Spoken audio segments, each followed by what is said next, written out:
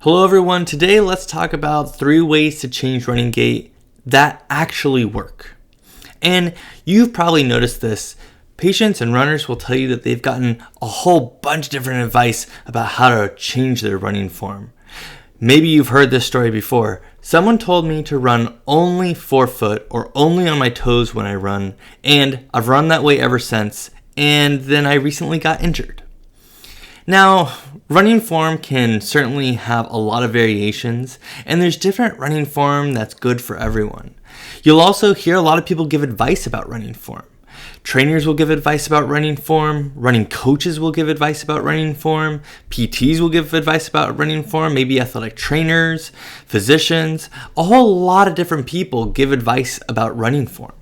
So there's a lot of different chatter out there, some of it good, some of it maybe not so good. And today I want to go over 3 ways you can do it that are really beneficial, but most important, that they're rooted in evidence. Because it's essential for our advice to be rooted in evidence for patients.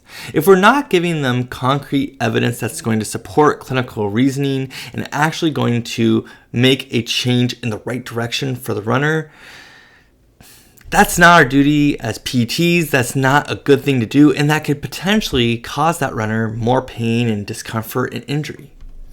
So before we get into the 3 ways you can change running gait, let's also talk about how, in various ways and different methods, you can generally change running gait. And this is a little bit different. So there's a lot of different techniques and ways you can change running gait. You can tell someone to do corrective exercises and strengthen their body. You can tell them to maybe get more mobility. Maybe it's stretching, maybe it's range of motion activities or exercises that they're going to do. Maybe it's manual therapy you want to do with them and follow-up PT treatment. Or maybe you're going to change their gait by giving them a different shoe to run in, or maybe an orthotic to run in. So there's a lot of different ways that you can change running gait. And I didn't even tip the iceberg here. There's a lot of different ways you can go about it, and we will get into those certainly in the future, but I want to talk about ways that you can change running form and you can almost change it immediately. So these are the things that you would say are some of the verbal cues, or some of the things that you can tell a patient to do something and that they can integrate that directly when they run. However, there's a couple considerations we need to think of when we do this. And that is that when we tell a patient to change the way they run, we want to be careful about the downstream impacts. For example, if a patient has a race coming up, a long marathon or maybe half marathon or even a 5K they're doing for time, we want to be careful about changing their running form too close to that race. That race is a very stressful event, and if they're running a different way and trying to run a different way, they might not execute it right and they might end up getting more hurt. Another careful consideration we need to think about is the mileage that patient is doing. Let's say the patient's running 100 miles a week. That's a lot. If we're going to ask them to change their running form, let's only ask them to do a little bit of that 100 miles to make sure we're not giving them too much too quick. Usually, it's good practice to be able to give runners small chunks, small things to work on. Maybe 3 running form changes you're going to make. Maybe 3 things they're going to work on so that they can think about it and execute it properly. And it's key and essential to make sure that patient knows how to do it correctly. And that's where having very specific instructions that the patient or runner can remember is really, really important. So again, we want to be careful with how much we give that runner or patient to do. The other thing is we want to be very, very careful for the runner to not being able to use all the gait changes or running form changes all at once. So maybe they start with just a quarter mile or a half a mile in the very beginning to make sure they're taking those small bites of changes to their running form, letting their body adjust. So without much more time to take care of here, let's talk about the 3 ways you can change running gait.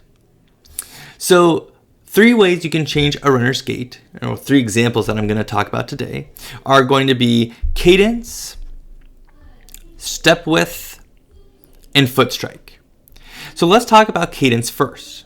So the cadence, or how fast or how often the foot lands on the ground, the runner's cadence is going to be very essential to their running form because it very much dictates how much time they spend on the ground. Now, you've probably heard over time that 180 steps per minute is a really, really good cadence to shoot for, and that every runner should shoot for this cadence. That's not the case. That's a little bit of a misconception. 180 steps per minute is really good for some patients and some runners. However, there's a lot of runners that don't fall into that category. So while 180 steps per minute is good or could be good, it could also be negatively impacting some of the patients. For example, someone that's doing an overstriding gait technique. Their foot is landing really far in front of their hip when they're landing on the ground, and that's increasing the amount of ground reaction forces or impact through their lower extremities, and that's causing them to ultimately have an increased amount of force being put up through their bodies, and not a good thing to happen when you're running. So what do you do for this patient? Well, lowering their cadence is actually a really good running form change you can make, or a gait retraining technique you can use. So let's say you lower their gait and their cadence to somewhere around maybe 175 if they're at 180, or maybe 172. And what they are doing is they're hopefully not doing as much overstriding. That's what the research would correlate to. And as that overstriding reduces, they're then going to limit the ground reaction forces or the impact going up through the lower extremities. Again, one of the ways that you can do this is to give them metronome or even give them music to listen to while they're running. Can be really good ways to reinforce this for the runner. Let's talk about step width. Step width is another big issue we talk about for runners. A lot of runners will run like their feet are crossing over each other when they run, kind of like they're running on a tightrope. And we certainly don't want that for a number of reasons. It changes our biomechanics, and it really creates a lot of hip adduction. So that hip adduction, the foot coming underneath the body, that's going to cause a momentum of overpronation, genu-valgum, hip drop when you're running. This can be very impactful, especially for patients suffering from things like IT band syndrome, or maybe in females that have a larger Q angle, or potentially in runners that don't have as much strength in their hips, or maybe have some issues in the patellofemoral joint. So we want to be very careful with step width.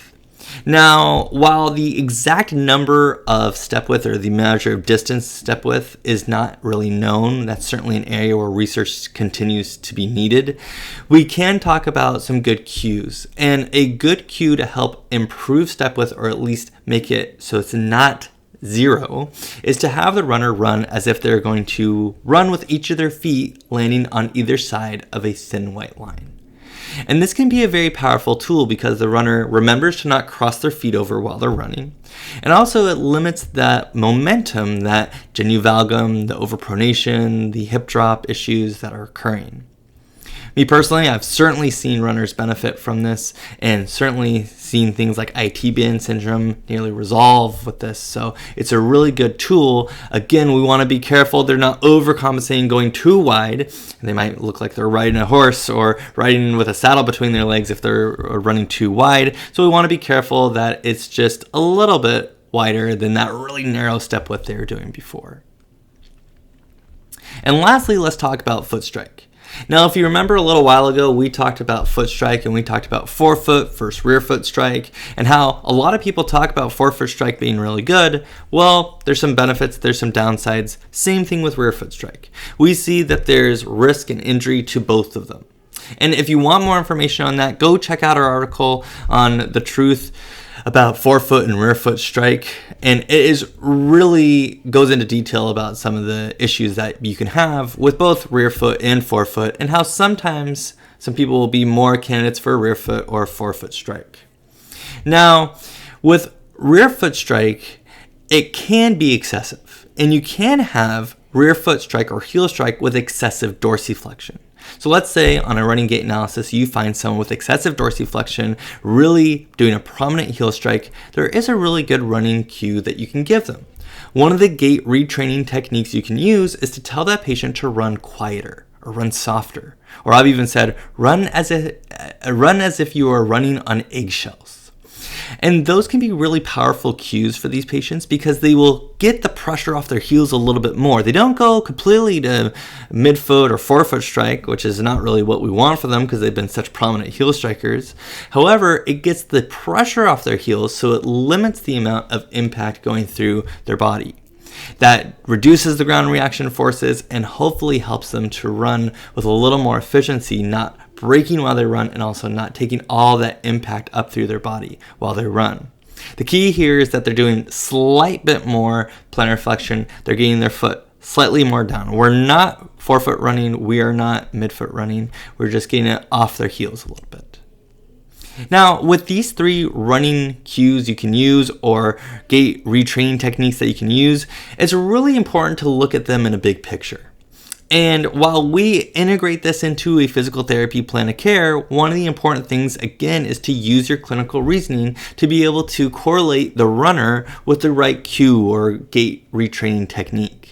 For example, if you have a runner that maybe has some patellofemoral pain syndrome and is doing excessive heel strike, well, yeah, get them off their heels, get them a little more towards midfoot strike, not quite there, but towards it, and run softer. That's a great cue. Or we talked about that IT band syndrome. Getting the feet a little wider apart to prevent that excessive cue angle or that momentum going into overpronation and genu-valgum and hip drop. All those things can be really helpful. And again, we talked about cadence, and cadence can be really impactful for that person that's overstriding. But let's say you have someone come in with a 155 cadence and you say, hey, let's slow down your cadence because I see a little bit of overstriding. Well, the slower their cadence is going to go, probably it's going to actually make them do more overstriding because they're going to be leaping from step to step because their cadence is so low. Or maybe with that person that has a wider step width while they're running, and if you may be assessing it or just giving cookie cutter advice, okay, widen your feet when you run, that's actually going to make them more prone to injury with excessive step width while they're running. So again, it's really important to correlate this to a plan of care and with the patient that's in front of you. And my last example here is that forefoot strike. I saw someone that was doing a toe strike or forefoot strike, and I thought to myself immediately, okay, let's take them off their forefoot strike. Well, when I looked at their heel strike, it looked really bad. I noticed genu-valgum was developing. I noticed that all these issues came up, and that when they forefoot striked, while they still had some issues, there was other things that we could tweak to make it better, and that forefoot strike was actually safer for them. They were one of the few people in the population that actually benefited from doing a forefoot strike. So for that patient, I said, well, you know what? The evidence might say that let's get you off your forefoot. However, for you, it's much safer because you're looking at the whole patient. So again, using your clinical reasoning, not only as a PT, but as a running gait analysis expert to be able to correlate a good plan of care. Make sure you're thinking about the right cue, the right form, the right intervention for the right individual. And lastly, there's a lot more gait retraining techniques that you can use. There's a lot more running cues you can use. So if you are interested in learning more about them, check out our course, The Essentials of Running Gait Analysis. There's some great information on there, and we specifically go through some really helpful gait training techniques that you can use and some gait running cues that you can use as well to make sure that you can correlate that to the right patient. And some of the things we do is make sure that that patient is correlated and go through different examples of different injuries and things like that. However, if you're not interested in checking out the course, that's completely fine too. Send us any questions that you have, ping us, send us your thoughts. We'd love to talk to you about any gait deviations that you've addressed with running cues. And until next time, take care, and I hope this helps with some of the patients that you're seeing in running gait analyses.